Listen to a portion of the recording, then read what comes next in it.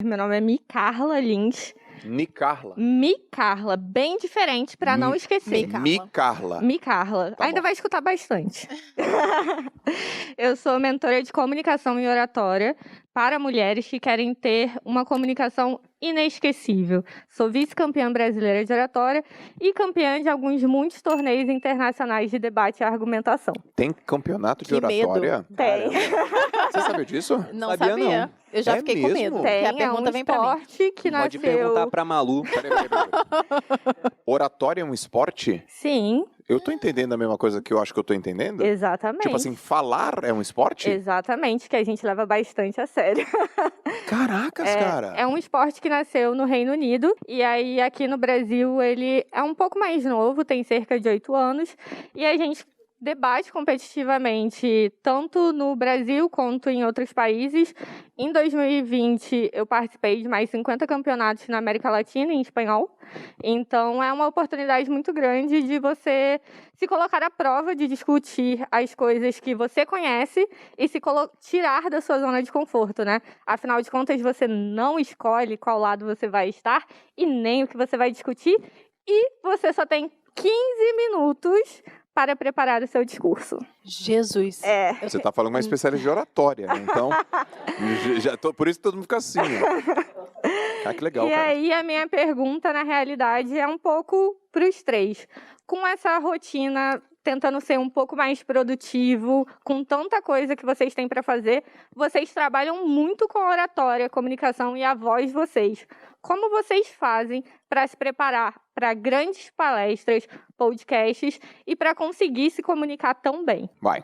Boa pergunta. Posso começar? Pode. Enquanto você estava falando, vieram duas coisas na minha cabeça. A primeira delas é um livrinho que eu tenho do Schopenhauer, ele se chama Como Vencer um Debate Sem Ter Razão, que são técnicas de oratória. E a outra é que há pouquíssimo tempo eu estava lendo junto com o pessoal do Clube do Livro, um livro que é o Vidas Comparadas, é uma coleção, ou Vidas Paralelas, de um grego chamado Plutarco, onde ele compara sempre um grande grego e um grande romano. E nessa comparação ele pegou Alexandre e Júlio César.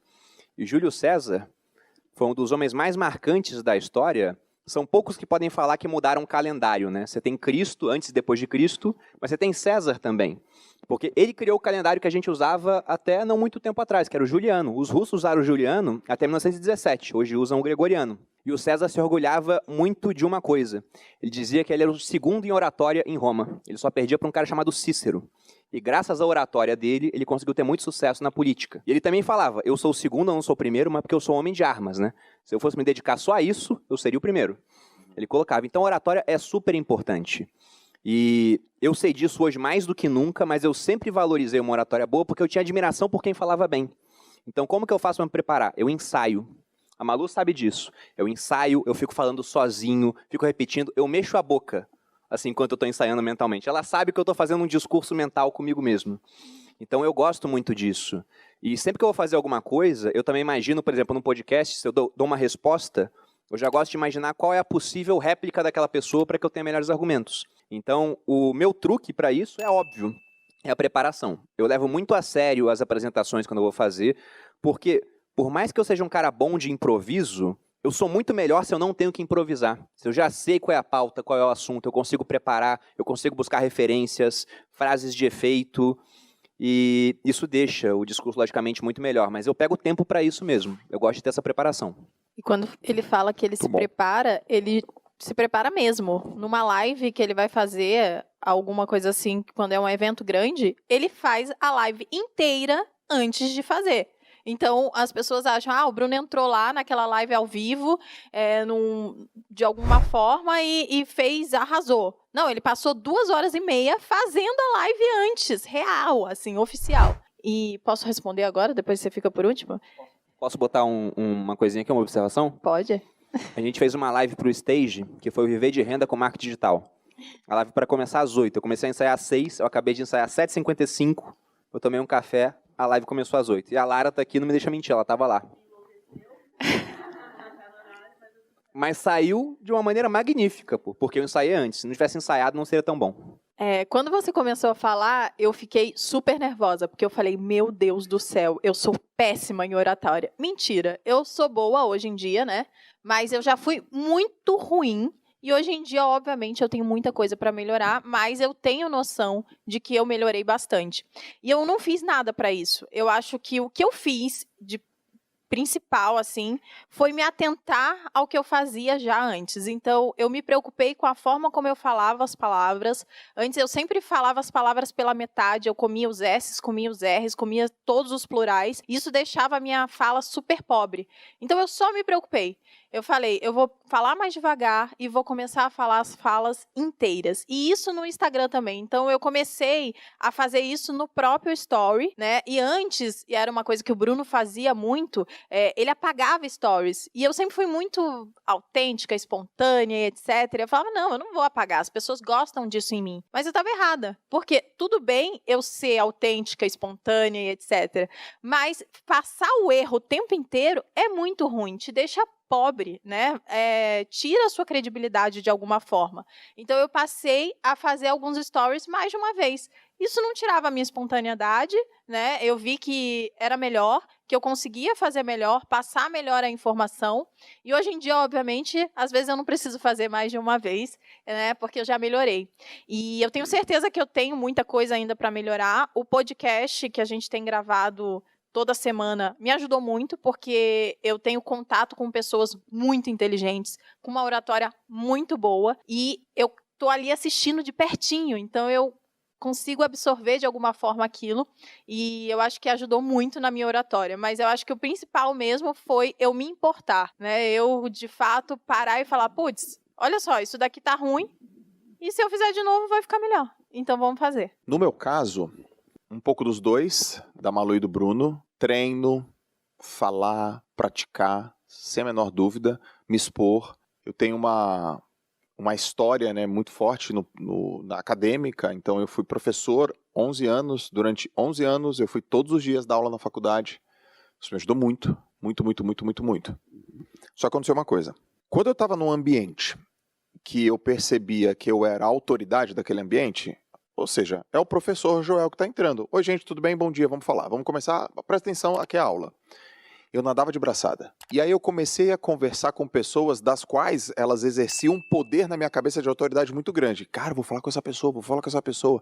Eu não sei se já aconteceu isso com vocês. Eu pensava o que eu ia falar e chegava na hora de falar, eu travava, meu. Eu tinha medo. E eu falava, fala alguma coisa, cara. Fala alguma coisa, meu. Fala alguma coisa. E aí eu fui, vamos dizer assim, destravado. Eu fui iluminado por uma frase do Aristóteles, que é assim, ó, o segredo da comunicação não é falar para as pessoas, é falar com as pessoas. E foi ali. Eu falei, preciso falar com as pessoas. E eu tenho um jeito, eu tenho uma tatiquinha, vamos dizer assim. Eu sempre faço perguntas. Quando eu entrei aqui para falar com vocês, eu fiz perguntas. Não sei se vocês repararam. Oi, gente, tudo bem? Vocês moram onde? De onde vocês vieram? Sério? Tão longe? Você. E quando eu estou falando com as pessoas, eu percebo que o canal fica muito mais simples, muito mais fácil, eu relaxo. E aí conecta.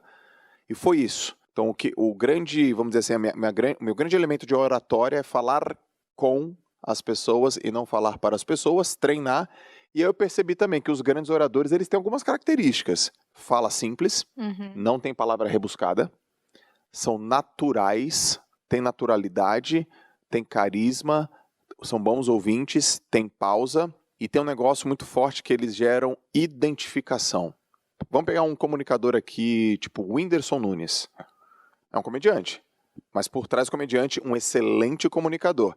Então, quando ele fala da história lá do rico e do pobre, quem é rico se identifica quando ele dá o exemplo. Quem é pobre se identifica quando ele dá o exemplo. Então, a identificação faz a galera fixar. Então, ter bons exemplos, ter colocações que fazem parte do contexto, isso faz uma boa comunicação. E aqui, ó, nunca falei isso, mas vou falar. Se alguém me perguntasse, Joel, qual é a sua arma de guerra poderosa? Não é meu foco, não é minha disciplina, não é minha alta performance. A minha arma mais poderosa é a minha comunicação. Foi ela que me trouxe e está me levando em vários lugares. Aí tem um podcast como esse, melhora essa arma. Aí falar no YouTube, melhora isso. Então você cria situações que potencializam o seu, sei lá, o seu ponto forte. Eu posso fazer uma pergunta para ela? Porque a gente aqui falou de oratória, né? Falou o que a gente faz, o que a gente acha que é bom. Sim. Mas eu acho que a especialista é ela. Então eu quero uma dica de como melhorar a nossa oratória, que eu tenho certeza que eu tenho muito a melhorar. Então, por favor, me ajude. Então, antes de dar a dica, eu queria te estender um convite e perguntar se você aceita ser a minha mentorada. Eu ficaria muito honrada, eu te acompanho há bastante tempo, ficaria muito honrada se você aceitasse ser mentorada por mim e eu te ajudasse nessa questão das palestras para você melhorar ainda mais uma comunicação que você já tem, que já é boa e já é inesquecível de certa forma, afinal de contas, eu particularmente não esqueço muitas das coisas que você tem ensinado todos os dias no seu podcast, no seu Instagram e nas suas redes sociais. Obrigada, obrigada. Eu vou tentar botar na agenda, a gente se fala depois, a gente tenta. Combinado. Eu agradeço o convite. Agora, eu acho que uma principal dica que eu me identifico muito com o que o Joel disse. Eu, particularmente, quando tento fazer qualquer discurso, qualquer palestra, para mim, o principal é gerar emoção. As pessoas, elas dificilmente se lembram do que você falou, mas elas não esquecem de como você fez elas se sentirem. Então, não adianta também você querer decorar um discurso inteiro, você querer falar coisas muito inteligentes, repetir frases muito conhecidas, se você não conta a sua história da melhor forma possível. Então, se eu pudesse dar um conselho a todas as pessoas que estão assistindo agora, contem a sua história da forma mais emocionante o possível. Façam elas sentirem como se elas estivessem naquele exato momento. O que vai fazer o seu discurso ser fora da curva é você fazer uma pessoa rir, chorar, se emocionar e sentir vontade ali de torcer e bater palma quando você acabar de falar. Então, fale com emoção. E muito obrigada, porque vocês são pessoas que emocionam todos os dias milhares de pessoas. Obrigado. Obrigada, adorei. Dica anotada e absorvida no máximo sucesso.